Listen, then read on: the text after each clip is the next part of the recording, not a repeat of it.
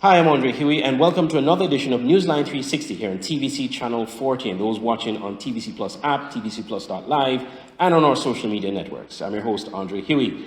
This week on Newsline 360, we go regional. We're going to be discussing two prominent elections that are happening right here in the Caribbean, and we did have a show early in the year where we spoke about the various elections that will happen. Trinidad just had theirs a few months ago, and now in the same week, in September, the first week of September, Guyana and Jamaica are going to be having their elections. Both elections are in full swing, and so we're going to be looking at what we can expect and maybe even some predictions as to what we can expect from those two elections. And to do that with me is none other but Mr. Peter Wickham, political analyst based in Barbados. Peter, welcome to the show. Thank you, Andre. It's good to be chatting with you again. Yes. Well, the last time we spoke, just early this year, the start of the year, actually, our first show for the year, or second show for the year at least, we spoke about the various elections that will be happening, and quite a few has happened, but we want to focus first of all on the ones that are upcoming. And we're talking specifically of Jamaica and Guyana. Guyana is on September 1st, Jamaica on September 3. Let's start with Guyana, since they're up first. You've been watching what's going on there, monitoring. What are your thoughts on the campaign so far? Yeah, I think the big surprise in Guyana has been this new political entity called WIN. Under Mr. Mohammed is to me where the whole conversation is taking place. I thought that the Guyana election was relatively predictable. You know, you had PPP Civic, which won the last election, although not comfortably, seemed to have gained a lot of support and strength in the course of the 5 years in between, and seemed to be relatively strong. I think that with that, and also the fact that Aubrey Norton's APNU was on the back foot, so to speak, the presumption was that it was a relatively easy win for the PPP Civic. So I think the news in all of this really is this new party called the WIN, which appears to have essentially displaced some level of support from the PPP Civic. There's no suggestion that the WIN will win. However, there's a suggestion that it could take support. Of course, Guyana has a proportional representation system, and that PR system means that if a party gets any significant share of support, it's entitled to parliamentary seats. The concern, of course, is that this will push the PPP Civic into coalition with WIN.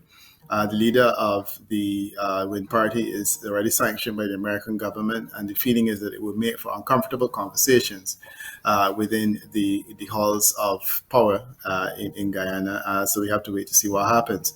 The other complexity with Guyana is that, you have parties like the AFC and a number of other smaller parties that may very well be in a position to offer up some level of support in association with the, to be into an association with the PPP Civic.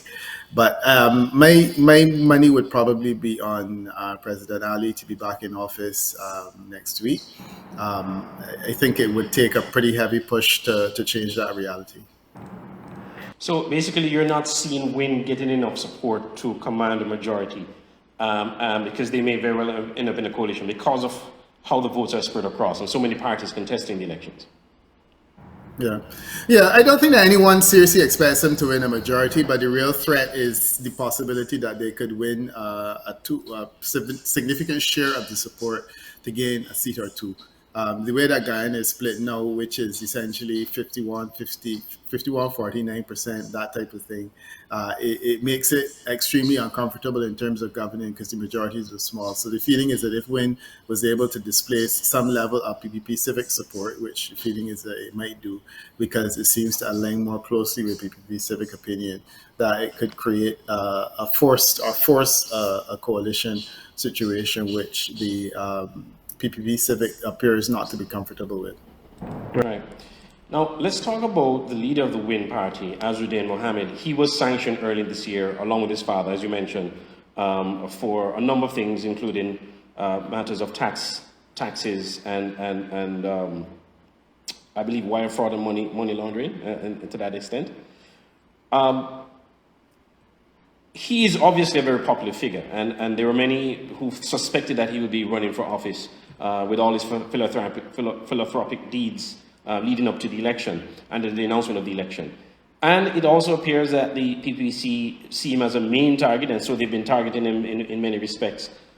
How would you describe him as a character in terms of the kind of person that has managed to galvanize support from all different racial backgrounds and social strata in Guyana, and putting himself in a prime position where he could even usurp some of the opposition parties.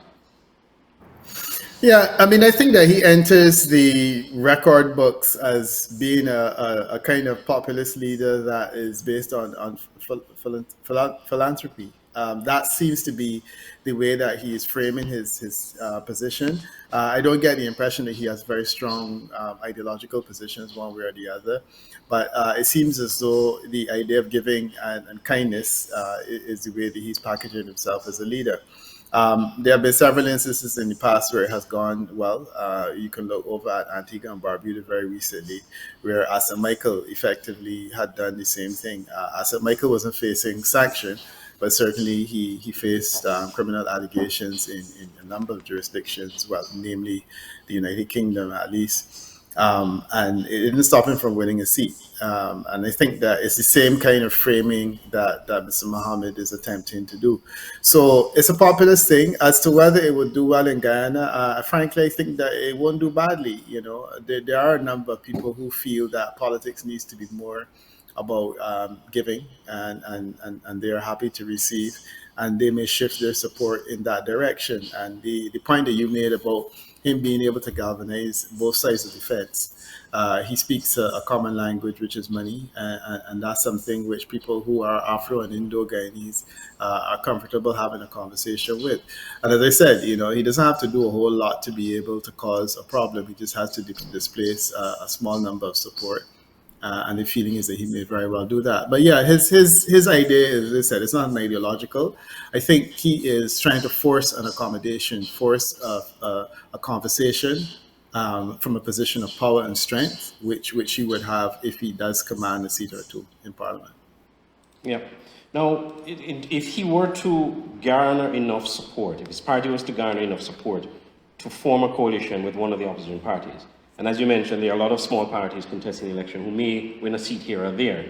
If they were able to form a coalition and get into government, do you foresee a possibility of Guyana being able to govern, considering what the U.S. ambassador said some weeks ago, that having a sanctioned individual in government would pose a problem for the United States? Yeah, I mean, I heard that, but I am not convinced it would be a problem. Look, I mean, the Americans may have issues with a person, but ultimately the voters of a country determine who is to lead. If you are to form a government in Guyana, you need to have either the PPP Civic on board or APNU. Frankly, I cannot see them sitting down with APNU, although, you know, they say that, you know, politics is rich with instances in which people who don't get along are forced to get along and they jump into political bed. But in this instance, my sense is that he's more closely aligned with PPP Civic. But yeah, he could jump into bed with APNU. I don't know that there will be an opportunity for him to have conversations with other smaller players, because my feeling is that his share of support is not going to be significantly large, that he will be out front. And the way that Guyana's system works, if you get the most support, then you get the opportunity to have the first chance at forming a government. And the presumption is that the first place will go to the PPP Civic. As I said, I don't know whether that has changed, but that would be the sense that I have. If he has to be part of a government in order to make the government work, then I think that any entity that has issues with individuals, they can continue to have issues with individuals, but they can still be part of government. If you look at what's going on currently in Israel, you have two ministers who are sanctioned, not only by the United Kingdom, but by France and pretty much half of the governments in Europe.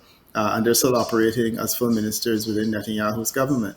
So it is possible. The Americans don't have an issue with him or with them, but certainly that gives you an idea of how it can work in functional terms. You know, you keep the individuals out of traveling to places where people have sanctioned them, and you arrange their business accordingly. You know, they're paid locally, and they would need to organize their business however it would work so that the Americans don't get comfortable. Interestingly enough, Mr. Mohammed in a recent press statement suggested that his lawyers were on top of the whole U.S. sanction issue and may very well be able to make headway there politically. But yeah, I think that being a member of parliament will help considerably if you wanted to clear his name.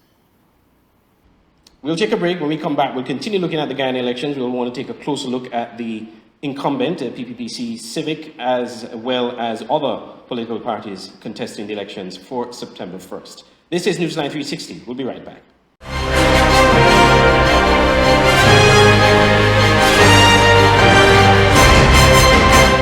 Your favorite TV shows are just a click away with TVC Plus at tvcplus.live. Stream our 24-hour live programming. Catch the latest episodes of TVC Originals on demand. Enjoy premium pay-per-view content and so much more. Watch on any device, TV, laptop, tablet, or smartphone. Visit www.tvcplus.live. Stream, watch, enjoy. The SKN Newsline website now offers you more news. Log on to www.sknnewsline.com for local, regional, and international news. You can also watch the latest newscast and keep abreast with news in sports, all from sknnewsline.com. That's www.sknnewsline.com. News at your fingertips. Good day to the beautiful people of St. Kitts and Nevis. St. Martin News Desk now airs on Monday, Tuesdays, and Thursdays on TVC at 11 a.m. and then again at 5 p.m. So make sure to tune in. It's Entertainment TV at its finest. Join us for Main Event, the Caribbean's leading entertainment show only on Television Caribbean TVC. Tune in as our host chats with top artists and entertainers, bring you the latest buzz in entertainment, and showcase the hottest music videos from the region's biggest stars. Main Event airs on Thursdays at 8 p.m. with rebroadcast on Fridays at 10 a.m. and 6 p.m. When it comes to entertainment, it's always the Main Event on TVC.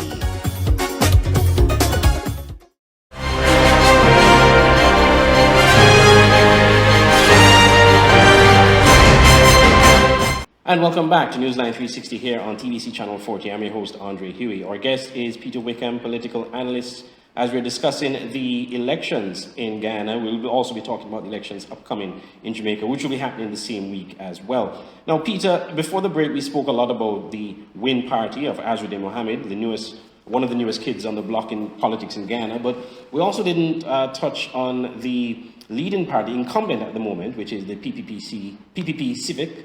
PPPC Civic, that's the party of President Irfan Ali. First of all, your thoughts on how you thought he performed as a first-time president this past term in Guyana, and whether he's done enough, you think, to return to office? Yeah, I mean, I try to be as objective as possible, which is often difficult in the case of Guyana because everybody is assumed to have an agenda. Going in, I think a lot of us saw Irfan Ali as being a surrogate, ultimately, for President Jagdeo. The feeling was that Irfan Ali would be president and he would be a titular president, but that President Jagdeo would wear the pants, so to speak, in the administration, which is a gender offensive term in some instances. But I think that it communicates a feeling that, the decisions would have been made by President Jagdeo, or this was the belief, while President Ali would be the person who holds the title. The reality has not been that, and I think that the last 4 years have demonstrated that President Ali has been firmly in control.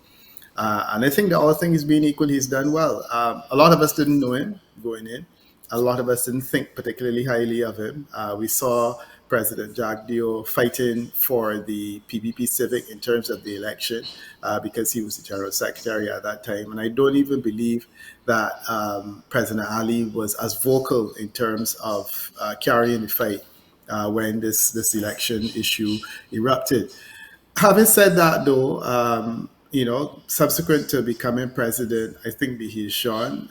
If we look at infrastructure in Guyana, it's difficult to deny the infrastructure in Guyana has taken off by leaps and bounds. Guyana has built the Harbour Bridge, which is virtually finished. I think it will be open shortly.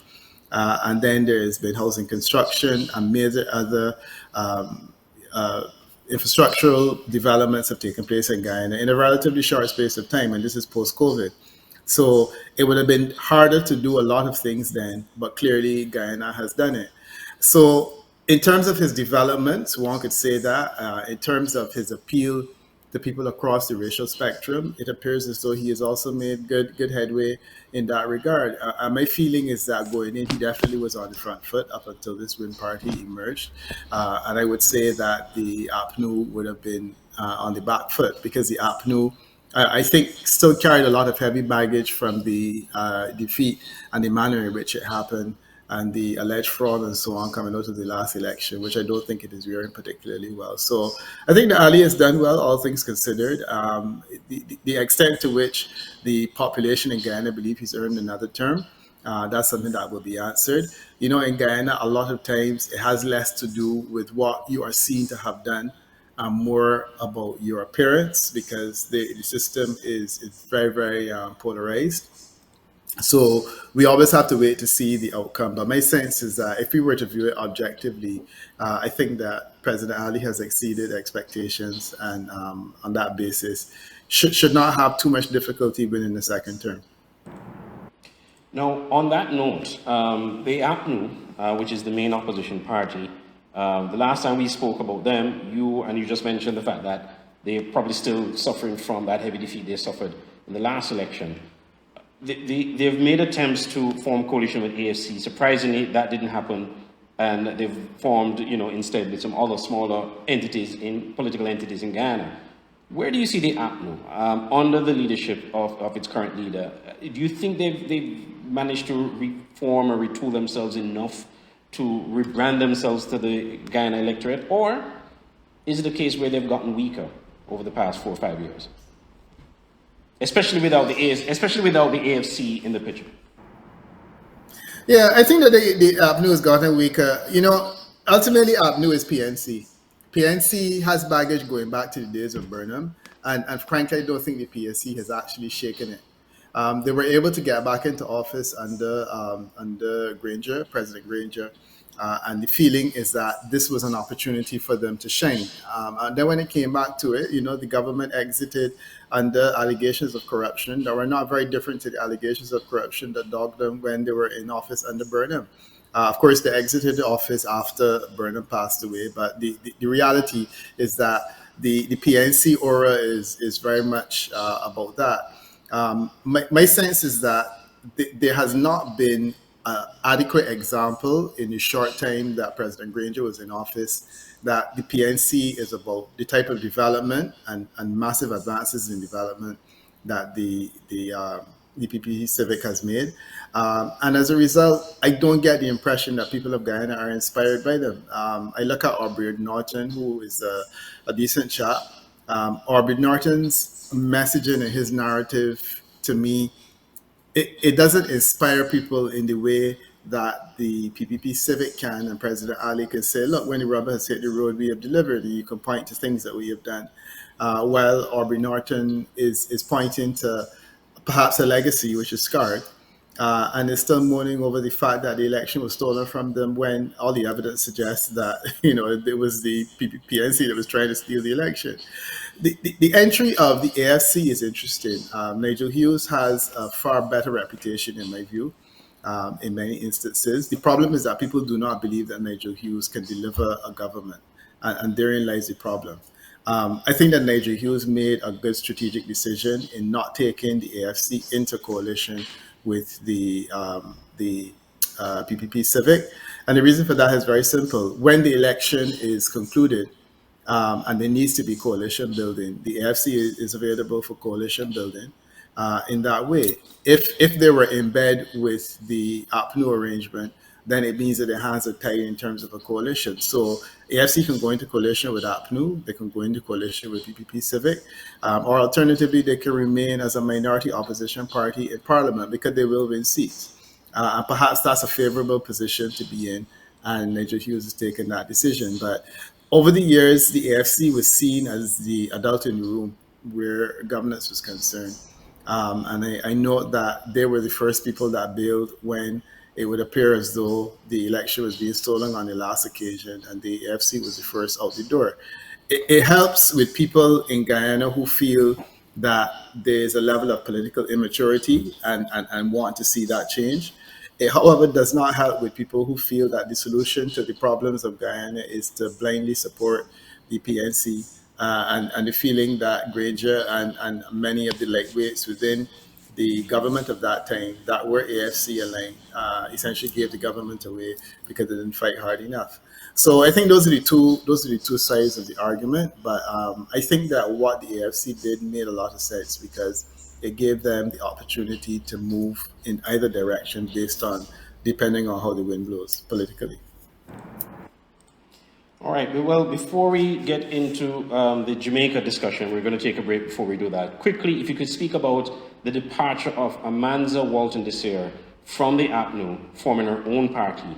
The reasons you believe she did that, because she didn't quite come out to say specifically why she decided to form, except to say, of course, that she was disgruntled with, or where she doesn't see herself or a future leader in the APNU based on the discussions she had with Aubrey Norton before she made her decision to form her own party. Your thoughts on her decision and also how well you think she'll fare in this election? Yeah, I don't expect a whole lot from her because if she broke away from one of the major parties, it's different. She's broken away from a minor party which already struggles to maintain a small seat count. I don't know that it's going to make a huge difference if she's going to take any significant support with her. I do understand her logic.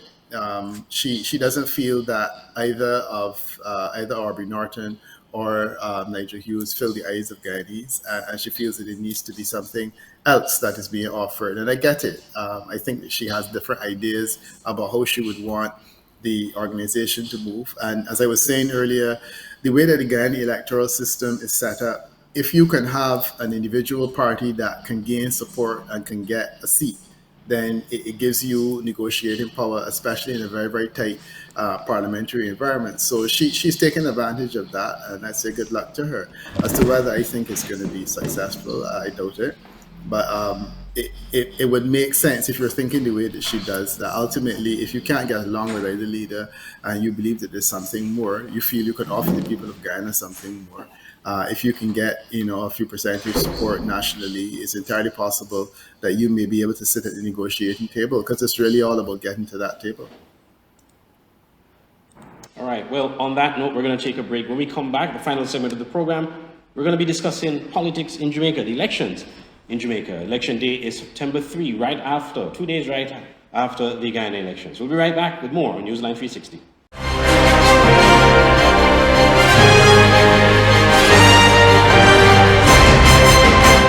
Your favorite TV shows are just a click away with TVC Plus at tvcplus.live. Stream our 24-hour live programming. Catch the latest episodes of TVC Originals on demand. Enjoy premium pay-per-view content and so much more. Watch on any device, TV, laptop, tablet, or smartphone. Visit www.tvcplus.live. Stream, watch, enjoy. The SKN Newsline website now offers you more news. Log on to www.sknnewsline.com for local, regional, and international news. You can also watch the latest newscast and keep abreast with news in sports, all from sknnewsline.com. That's www.sknnewsline.com. News at your fingertips. Good day to the beautiful people of St. Kitts and Nevis. St. Martin News Desk now airs on Monday, Tuesdays, and Thursdays on TVC. at 11 a.m. and then again at 5 p.m. So Make sure to tune in. It's Entertainment TV at its finest. Join us for Main Event, the Caribbean's leading entertainment show only on Television Caribbean TVC. Tune in as our host chats with top artists and entertainers, bring you the latest buzz in entertainment, and showcase the hottest music videos from the region's biggest stars. Main Event airs on Thursdays at 8 p.m. with rebroadcast on Fridays at 10 a.m. and 6 p.m. When it comes to entertainment, it's always the Main Event on TVC.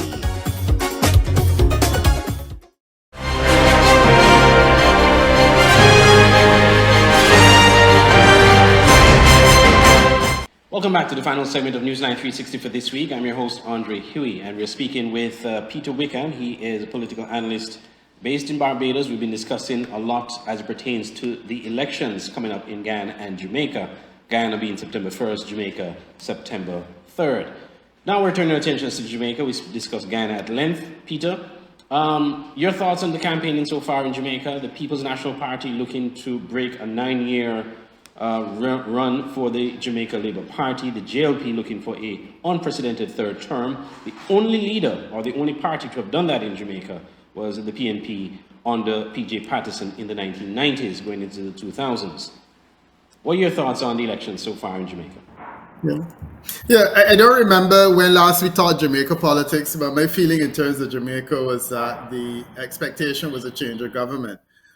Look, the JLP has been in power now for, as you said, 9 years. The idea of a PJ Patterson type situation in which the third term was delivered unto him in Jamaica, I didn't see it materializing under Prime Minister Holness. And the reality was that the expectation was that the JLP would lose this election. The PNP was stronger under Mark Golding. And as a result, it would be able to triumph. That, however, was my view several months ago.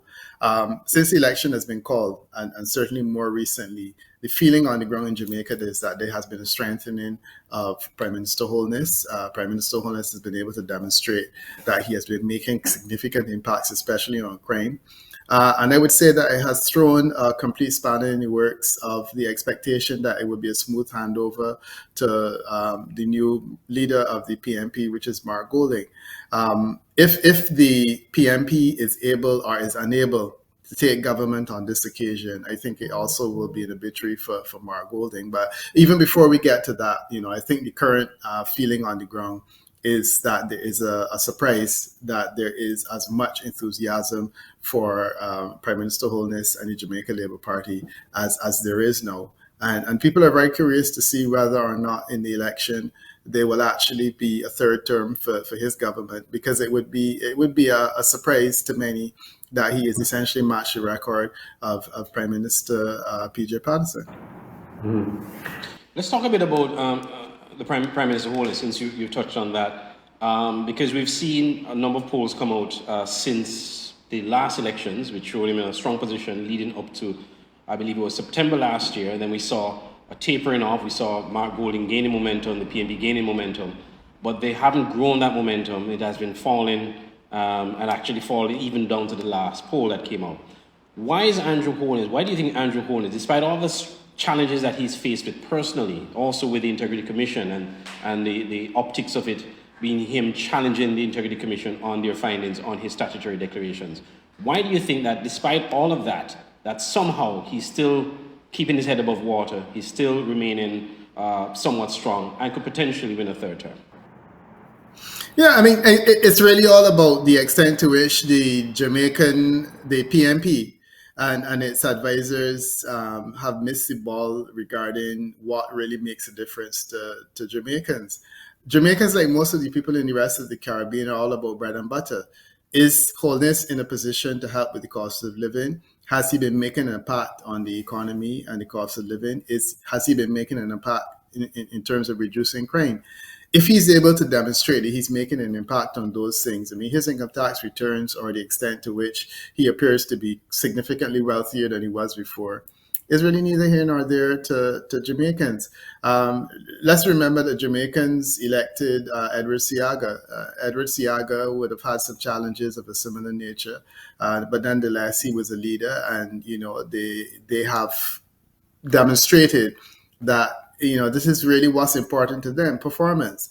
And certainly, as I look through the Caribbean, the places like Antigua and Barbuda and other places where it's not the first time that you've had a leader that has been under pressure regarding his wealth and press regarding explanations as to where the wealth is originated. But I continue to make a cynical point that Caribbean people are perhaps not as concerned with wealth, and they are probably more concerned with stinginess. And I think that's something which has not been an accusation that has put at the feet Prime Minister Holness. So I hear all of this talk about the his financial situation and the belief that he hasn't been making proper declarations. In all of this, I would say that if this is all you can bring to the table in terms of a debate with Prime Minister Holness, and what Prime Minister Holness is bringing to the table is deliverables, which is crime, employment, the cost of living, the economy. Jamaica is moving forward, infrastructural development. If he's able to bring and demonstrate those things, then essentially it means that the conversation has shifted and the PNP has missed the opportunity to engage on a lot of those issues. I talked about Siaga, but the reality is that you would recall that the same PJ Patterson was kicked out of a cabinet of Manley because they had similar reservations about how he handled one particular matter, and the feeling was that there was everything was not well. He was fired from the cabinet. He reemerged as Prime Minister of Jamaica. I'm surprised in an environment like this, honestly, that the PNP would want to hitch their wagon to that star, because it has not been proven to be a particularly productive star in terms of the deliverables. And I think it is better for them to focus on the extent to which they have a leader that can change the reality of Jamaicans and can deliver a government in that way.